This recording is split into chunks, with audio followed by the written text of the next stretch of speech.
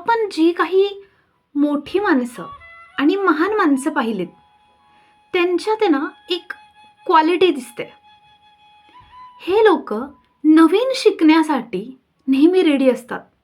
हे रेडी असतात बदल स्वीकारण्यासाठी.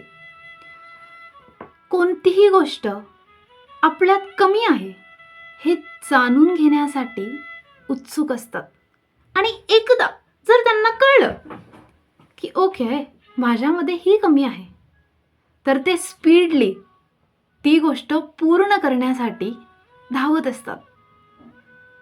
कारण त्यांना ही गोष्ट क्लिअर असते की अल्पबुद्धी माणूस हा थोडं ज्ञान मिळालं की संतुष्ट होतो, आणि महान माणूस नेहमी ज्ञानप्राप्तीसाठी आणि ज्ञान आयुष्यात आणण्यासाठी खूप मेहनत करत असतो.